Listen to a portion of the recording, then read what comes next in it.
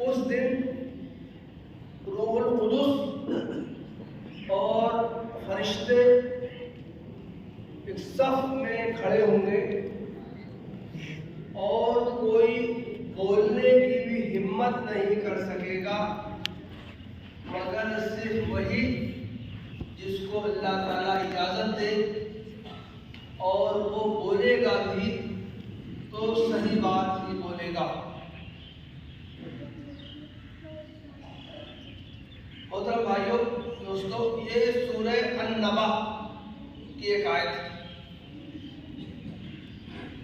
30ویں پارے کی جو پہلی سورت ہے سورہ النبا، اس میں یہ بات کہی گئی۔ اس آیت میں جو منظر کھینچا گیا ہے وہ یہ ہے کہ جب میدان حشر میں تمام انسان، تمام مخلوقات اللہ تعالیٰ کی بارگاہ میں حاضر ہوگی تو کوئی اس کی اجازت کے بغیر ایک لفظ بھی اپنے زبان سے نہیں نکال سکے گا، اور جو کچھ کہے گا وہ پھر سیدھی سچی بات ہی کہے گا، کوئی غلط بات اس کے منہ سے کبھی نہیں نکل سکتی۔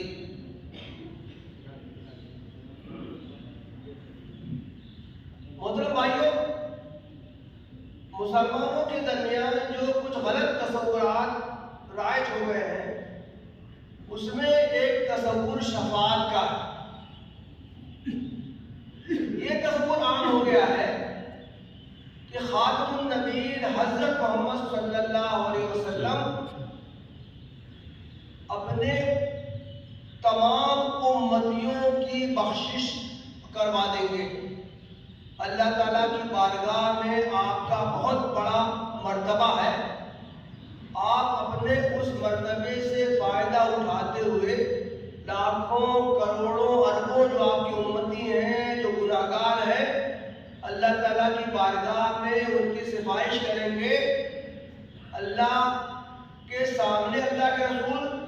بچل جائیں گے اور خود ان کو بخشوا ہی نہیں چھوڑیں گے۔ یہ تصور بالکل غلط ہے، قرآن و سنت سے اس کی تائید نہیں ہوتی۔ یہ تصور اسی طرح کا ہے جیسا کہ یہودیوں نے قائم کر لیا تھا۔ وہ کہتے تھے نحن ابناء اللہ و احباؤہ، ہم تو اللہ تعالیٰ کے چہیتے ہیں، ہم تو انبیاء کی نسل سے ہیں، اس لیے ہم چاہے جتنے گناہ کر لیں ہماری تو بخشش ہو ہی جائے گی۔ اسی طرح مسلمانوں میں بھی یہ عقیدہ عام ہو گیا ہے کہ قیامت میں اللہ کے رسول جو خاتم الانبیاء ہیں وہ امتی امتی کہیں گے اور ان کی سفارش پر اللہ تعالیٰ گناہگار مسلمانوں کی بخشش کر دے گا۔ یہ تصور بالکل صحیح نہیں۔ قرآن مجید میں بہت صراحت سے یہ کہا گیا ہے، ایک آیت میں ہے لا یشفعون الا من ارتضی وهم من خشیتہ مشفقون، لوگ کوئی بھی اللہ تعالیٰ کی بارگاہ میں سفارش نہیں کر سکے گا مگر اسی کی کر سکے گا جس کی اللہ تعالیٰ سفارش کروانا چاہے گا، اور وہاں تو تمام لوگ اللہ تعالیٰ کی ہیبت سے وہ لرز رہے ہوں گے۔ سورہ آیت الکرسی ہم میں سے ہر ایک کو یاد ہوگی، اس میں تو کہا گیا ہے من ذا الذی یشفع عنده الا باذنہ، اللہ تعالیٰ کے اذن کے بغیر،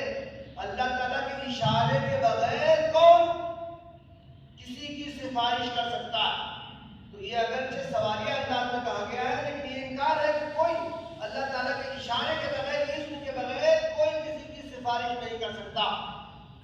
سوال پیدا ہوتا ہے کہ پھر شفاعت کا مقصد کیا ہے؟ شفاعت کے دو مقاصد ہیں، ایک تو جن لوگوں کو شفاعت کے لیے کہا جائے گا ان کا اصلاً اعزاز مقصود ہوگا،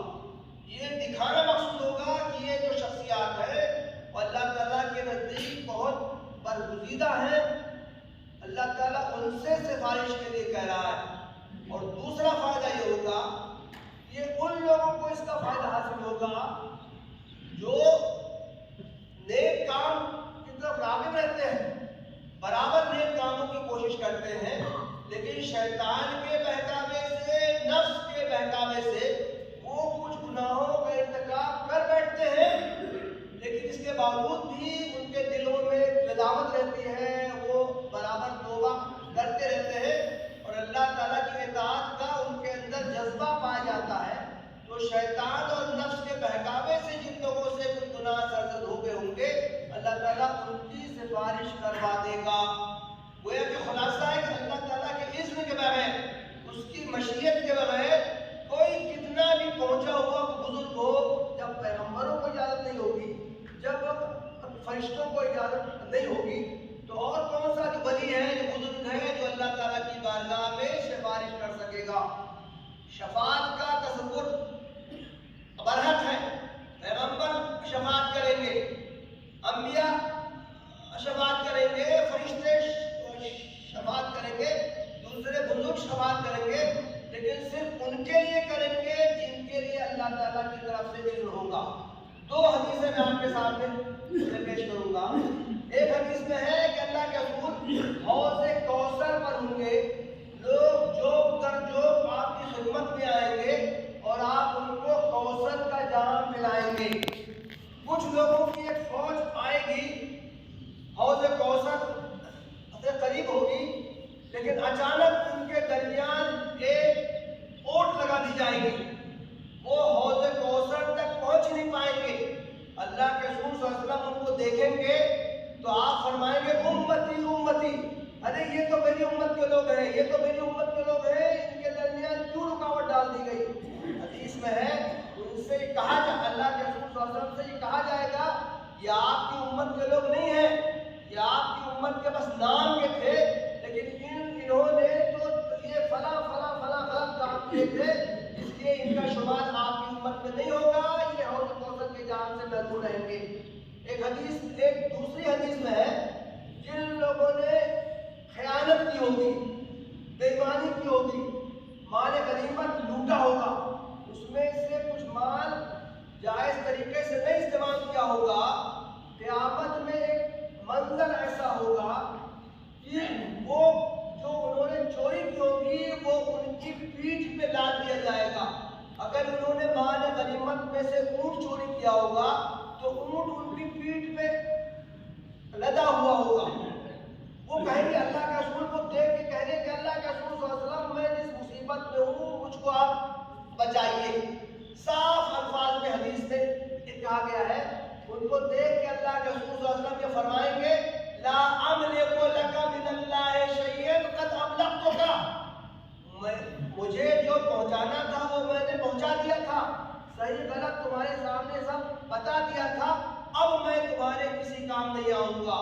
حدیث میں بہت تفصیل ہے، کسی کی پیٹھ پہ اونٹ لدا ہوگا، کسی کی پیٹھ پہ گھوڑا لدا ہوگا، کسی کی پیٹھ پہ بکری لدی ہوگی، اور جو اس نے چوری کی ہوگی، مال غنیمت میں خیانت کی ہوگی، دوسری جو بیماریاں کی ہوں گی، وہ اس کا وبال، اس کا بوجھ اس کے سر پہ ہوگا، وہ اس سے پریشان ہوگا، مدد مدد پکارے گا۔ اللہ کے رسول صلی اللہ علیہ وسلم کو دیکھے گا تو کہے گا کہ حضور میں آپ کی امت میں تھا، میری مدد کیجیے۔ حضور فرمائیں گے کہ نہیں، میں تمہارے کسی کام نہیں آ سکتا،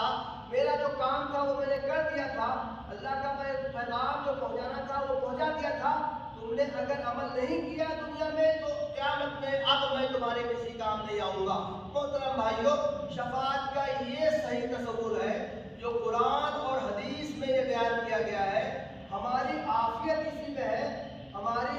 بھلائی اسی میں ہے کہ ہم یہ شفاعت کے نام نہاد تصور سے اپنا پیچھا چھڑا لیں، یہ نہ سوچ لیں کہ ہم چاہے جتنے ہم گناہ کر لیں،